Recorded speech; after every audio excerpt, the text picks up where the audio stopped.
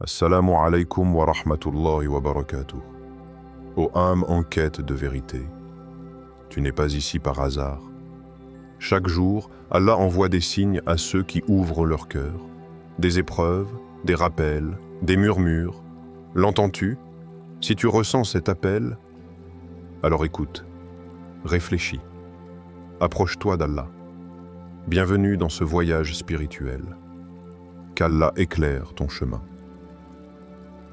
1. L'appel silencieux du cœur. Quand une âme pense à une autre. Il y a dans le silence de certaines nuits un nom qui revient, comme une brise qui traverse ton esprit, douce mais insistante. Ce n'est pas une voix que tu entends, mais une présence que tu ressens.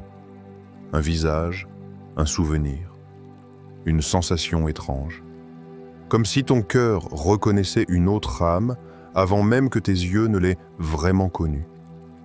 Tu fais ton dhikr, tu es dans le calme, et sans prévenir, cette personne surgit dans ton esprit. Pourquoi maintenant? Pourquoi ici? Et surtout, pourquoi encore? Est-ce un simple souvenir? Une trace de l'ego qui refuse d'oublier? Ou est-ce une trace divine, un écho lointain d'une promesse céleste faite bien avant que tu sois chair et sang? Allah dit dans le Coran, et il a créé d'une même âme son épouse pour qu'il trouve auprès d'elle tranquillité. Sourate Al-A'raf 7, 189. Et si ce que tu ressens n'était pas de la nostalgie, mais un rappel? Un rappel que quelque chose d'invisible relie encore vos âmes. Un fil sacré tissé par Allah qui ne se rompt pas. Même si les kilomètres, le temps ou les épreuves se dressent entre vous. Il y a des âmes qui se cherchent sans se connaître. Il y a des cœurs qui prient l'un pour l'autre, sans jamais avoir entendu le nom de l'autre.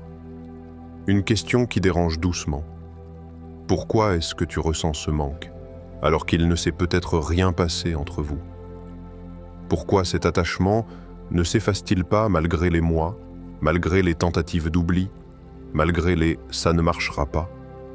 Et si ce lien était hors du temps? Et si Allah l'avait inscrit dans le Law al-Mahfouz, la table gardée, bien avant que tu ne comprennes ce qu'est l'amour? Il y a dans ce genre de pensée quelque chose de plus grand que toi. Quelque chose que ni les mots, ni les décisions logiques ne peuvent effacer. Histoire inspirante. Les deux prières qui se sont croisées dans le ciel, dans un petit village du Maroc, vivait un jeune homme pieux. Il s'appelait Idriss. Chaque soir, après la prière d'Isha, il restait seul dans la mosquée, les mains levées, les yeux remplis d'espoir.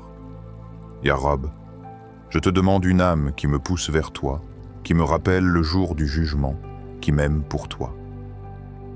À des centaines de kilomètres, à Istanbul, une jeune femme du nom de Zeynep récitait une invocation presque identique. Ya Allah, ne me donne pas simplement un mari. Donne-moi une lumière qui m'aide à marcher vers toi dans ce monde assombri. Ils ne se connaissaient pas. Ils n'avaient jamais entendu parler l'un de l'autre. Mais leurs doigts montaient vers le même ciel.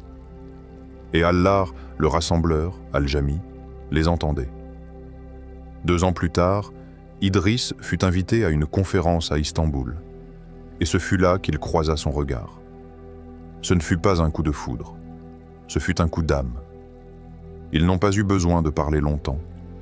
Ils ont juste su. Parfois, quand Allah dépose une personne dans ton cœur, il la garde là jusqu'à ce que vous soyez prêts. Le prophète a dit « Les âmes sont comme des soldats rassemblés. Celles qui se reconnaissent s'attirent en Sahih Muslim. Et c'est pour cela qu'il y a des connexions qui transcendent la logique. Ce n'est pas parce qu'elles sont parfaites, mais parce qu'elles ont été voulues. » Réflexion intérieure. Et toi, qui ton cœur appelle-t-il silencieusement? Y a-t-il quelqu'un que tu n'as jamais pu effacer, même en essayant? As-tu déjà eu cette impression que vos âmes se sont connues avant vos corps? Ne rejette pas ces signes. Ne les idéalise pas non plus. mais remets-les entre les mains d'Allah. Car si Allah a placé cette personne dans ton cœur, ce n'est peut-être pas un hasard, c'est peut-être un test, ou une promesse, ou les deux. Mais rien n'est plus profond qu'un amour qui se construit sur la foi. Rien n'est plus puissant qu'un lien préservé dans le silence, dans la patience, dans les invocations. Le prophète a dit « Les âmes sont comme des soldats y rassemblés. Celles qui se reconnaissent s'attirent, et celles qui ne se reconnaissent pas se repoussent. » Sahih Muslim, histoire inspirante.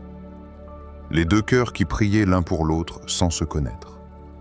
Il y avait une femme pieuse qui, chaque nuit, faisait cette invocation. « Ya Allah, envoie-moi quelqu'un qui me rapproche de toi, pas seulement un compagnon, mais un miroir de ma foi. » Et quelque part, sans qu'elle ne le sache, un homme, dans un autre pays, récitait presque les mêmes mots. « Ya Allah, donne-moi une femme dont le cœur t'appartient avant de m'appartenir. » Des années sont passées. Ils ont traversé des tempêtes, des silences, des prières sans réponse apparente. Mais Allah n'oublie jamais un cœur sincère. Le jour où leurs chemins se sont croisés, ils ne se sont pas reconnus avec les yeux, mais avec l'âme. Leurs doigts avaient fini par prendre forme. Ils n'étaient pas simplement tombés amoureux. Ils avaient été appelés l'un vers l'autre. Question qui touche. Et toi, qui est-ce que ton cœur appelle encore? Peux-tu nommer cette personne que tu n'oublies jamais, même quand tu veux? Pourquoi ce nom, ce visage, ce souvenir s'impose-t-il dans ton cœur avec une force que tu ne comprends pas? Peut-être qu'Allah préserve ce lien dans l'invisible jusqu'à ce que votre heure arrive. Peut-être que vous êtes deux cœurs qui n'ont jamais cessé de se chercher. 2. Le temps. Sacré de l'attente. Quand Allah te prépare à l'union, il y a un moment entre deux instants de ta vie où le silence devient sacré. Un moment où Allah ne t'a pas oublié, mais te façonne. Ce moment, c'est l'attente. L'attente n'est pas un vide. C'est un atelier secret où ton cœur est poli, ton âme nettoyée, tes prières affinées. C'est un désert que tu traverses pour apprendre à écouter. Pas seulement avec les oreilles, mais avec l'intérieur. Tu te demandes pourquoi tu penses à cette personne jour après jour. Tu te demandes pourquoi ton cœur n'a pas encore trouvé le repos. Mais peut-être que cette attente, qu'attendre la réponse. Parce que parfois, Allah ne t'envoie pas une personne. Il t'envoie d'abord un miroir de toi-même. Et ce miroir, c'est le temps. Tu n'es pas seul. Tu es en préparation. Il y a des bénédictions qu'Allah ne donne pas tout de suite, parce que si elles venaient trop tôt, tu les détruirais sans le savoir. L'amour, s'il n'est pas guidé par une âme prête, devient un attachement. Mais quand Allah t'élève avant l'union, alors l'amour devient une adoration.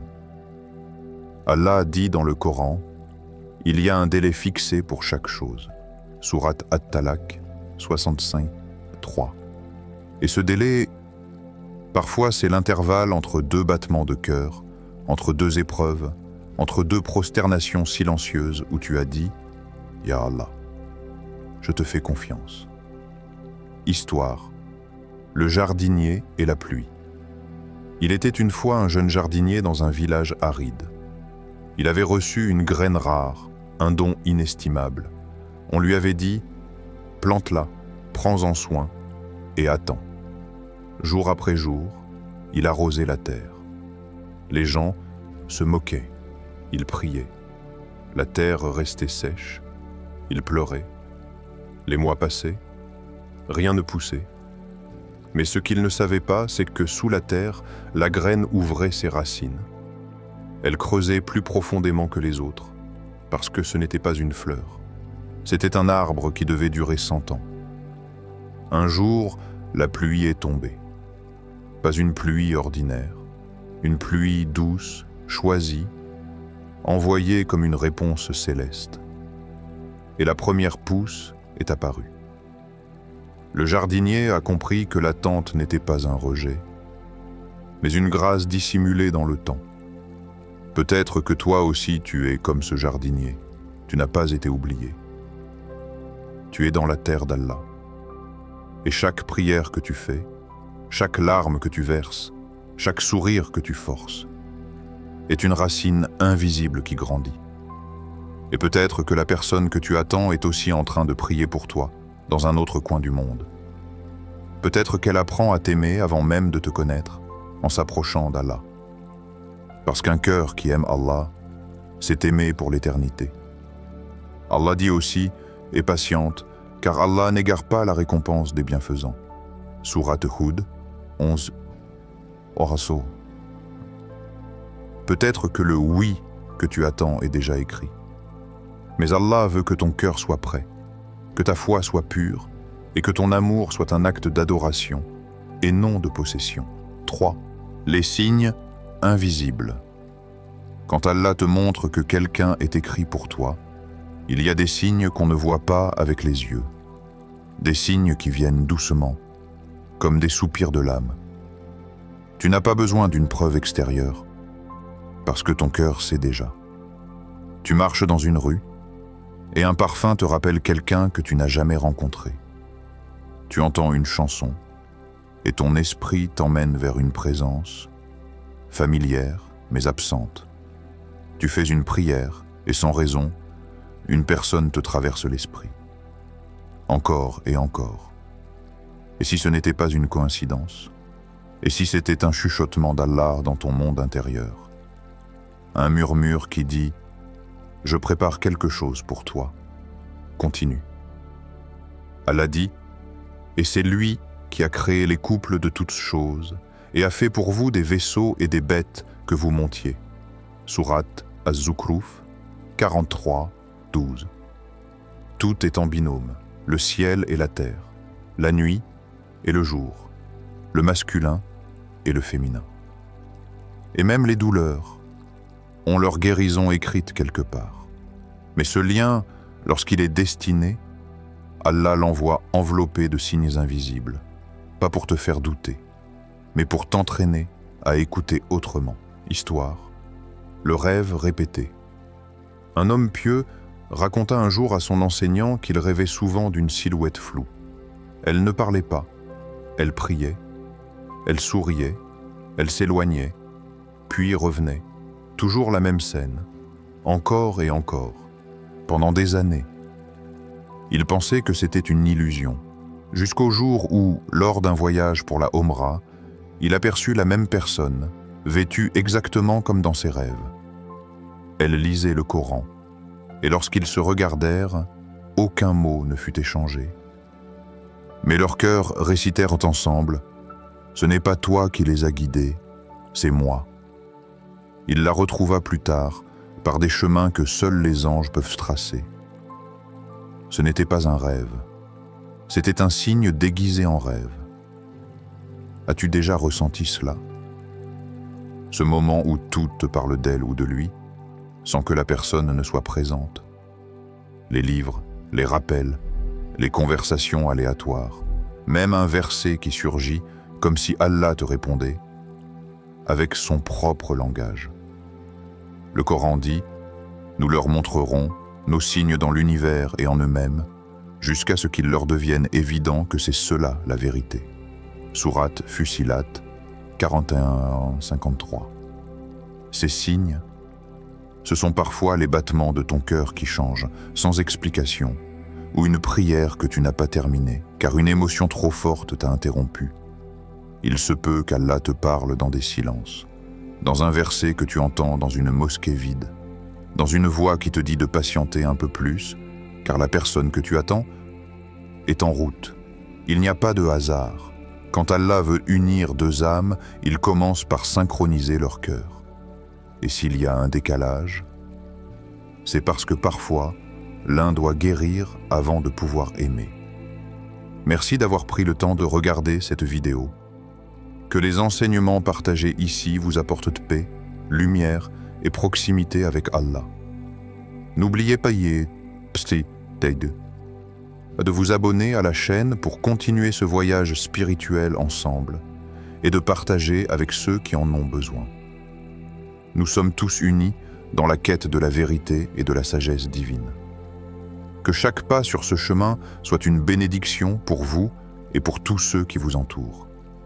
Qu'Allah nous guide et nous protège, et qu'il nous accorde la meilleure fin. Amen.